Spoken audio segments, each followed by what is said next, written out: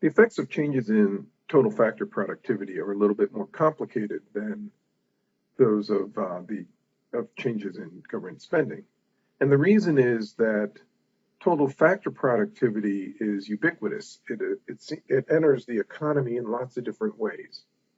So, for example, higher total factor productivity will just shift the production function up, and that means you can produce more for any given level of inputs. But at the same time, higher total factor productivity is going to raise the marginal product of labor, and therefore it's going to shift out the demand for labor. And then finally, because consumers own the firms and total factor productivity enters profits, remember that profits are output minus the wage bill minus investment. But what is output? It is Z times F of Kn minus Wn minus I. And what we have is Z going up. So profits are going to be higher, and that then raises consumers' income, and that will induce them to want to consume more leisure and therefore decrease the supply of labor. So what we have then in the labor market is we get both an increase in the demand for labor and a decrease in the supply of labor. So in principle, what happens to employment is actually indeterminate.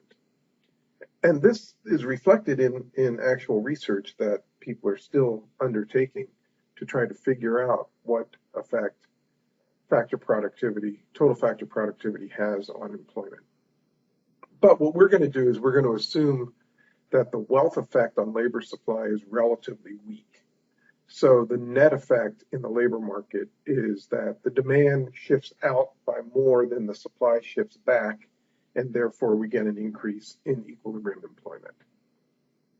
So let's suppose that total factor productivity rises from Z1 to Z2.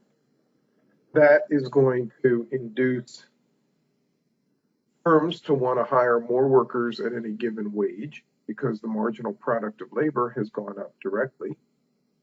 If there were no shift in the supply of labor, then we would just get unambiguously an increase in equilibrium employment up to this point here.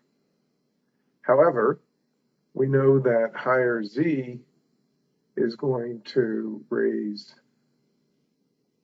profits and therefore consumer income. So consumers then want to use some of that income to buy more leisure because that's a normal good, and that then translates into a reduction in the quantity of labor supplied at any given wage. As I said, if this wealth effect or the income effect is relatively weak, then the net effect is going to be that employment rises from N1 to N2. And notice that the effect on the wage is completely unambiguous. Even if this red supply curve shifted back a lot, the real wage would still be going up. Okay, so in the production function, we have two things going on. If there were no change in equilibrium employment, so in other words, if we stayed at this N1 level, we would still be able to produce more goods because of the higher productivity. However, we also are increasing employment, and so there's a double whammy. We are sliding from A to C, and then we're shifting up from C to D.